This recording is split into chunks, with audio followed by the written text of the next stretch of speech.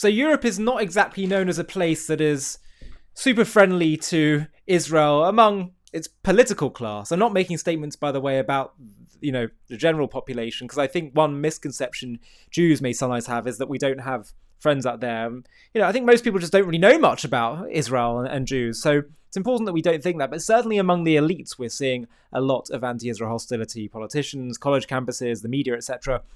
Here's a really powerful clip of a European politician. This is a Belgian politician called Asita Kanko, where she is speaking truth in the European Parliament about Israel to all those feminists out there who are silent in the face of the Hamas atrocities against Israeli and Jewish women.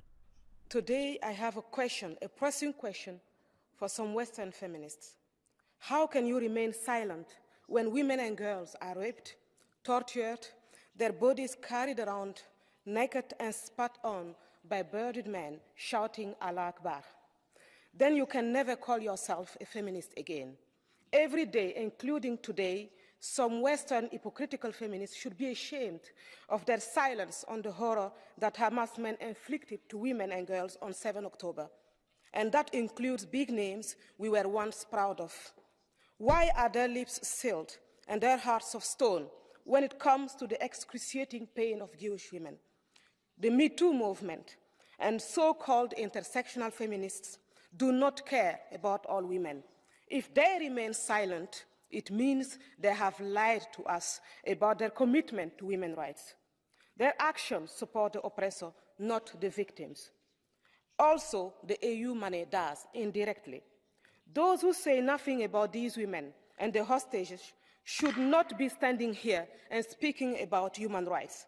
When you are under attack by terrorists, a ceasefire is like raising your hands when you are being shot at. Perhaps it's worth considering that a real lasting ceasefire will start with bringing back all the hostages to their homes and the rapists to justice. A few murmurs of applause there. But absolutely, that is sane, that is moral, and in a normal world, this would not be particularly remarkable that I'd be showing you this, but it is.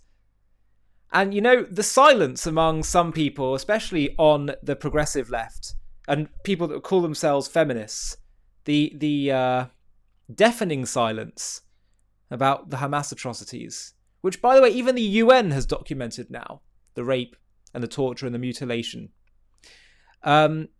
which, by the way, it looks like didn't just occur to women, but also to men, which I find even more exposing and baffling, because they, Hamas claim to be, is Islamic extremists, and so that part of that I thought also was, I thought homosexuality is something they consider to be completely prohibited. So I don't know what's going on there, but anyway, the question is, why do they feel the need to deny or be silent, or sometimes even justify what happened? They basically have a choice. It's like the Holocaust deniers, it's the same thing. They deny it happened, or you go to another extreme, you say, well, it was just resistance. What else do you want them to do? The reason they have to say this is very simple, because otherwise their entire narrative crumbles.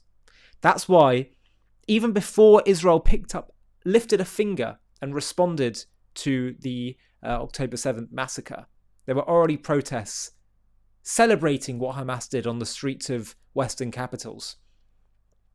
And then a few weeks later, as the facts started to come out, they start to deny. So you either have to defend it, celebrate it, or deny it. Why? Because otherwise you have to confront the very painful truth that this was never about a victim nation that had a legitimate grievance. It was about a deep-seated ideological hatred that spans back a millennium. More than that. Many millennia. And that's the root cause of the conflict. That's very painful. That requires a total 180 transformation of how you understand the conflict. And it takes a huge amount of bravery to do that. So, very hard to.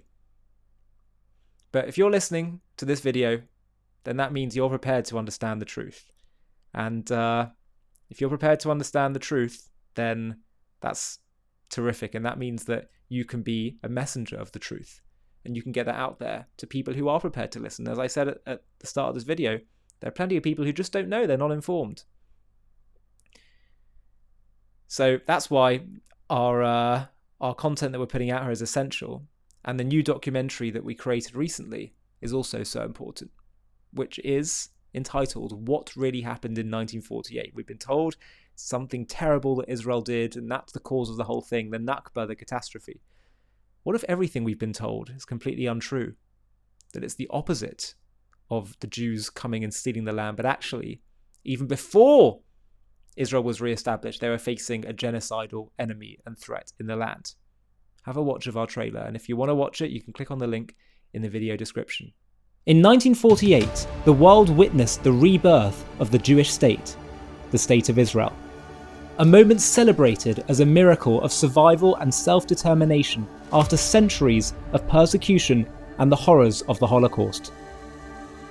Yet for decades, this event has been twisted into a narrative of theft and catastrophe, with the so-called Nakba portrayed as Israel's original sin, where Jews allegedly stole Arab land and displaced innocents in a premeditated act of ethnic cleansing.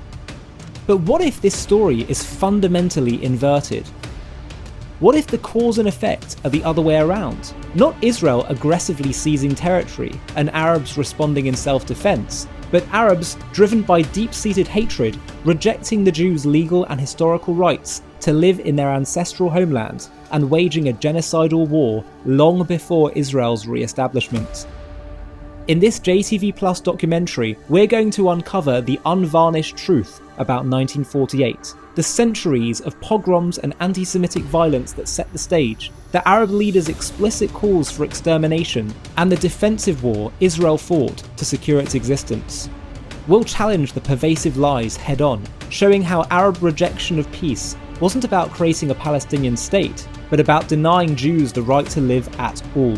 From the Nazi-allied leader of the Arabs in Palestine, the Mufti al-Husseini, to the forgotten occupations by Jordan and Egypt, where no Palestinian state was even considered, this is the story of a conflict rooted not in displacement, but in whether the Jews deserve to live in their homeland. Join us as we debunk the myths with facts, confront the historical record fairly but firmly, and reveal why 1948 was not an act of aggression, but a righteous response to annihilation.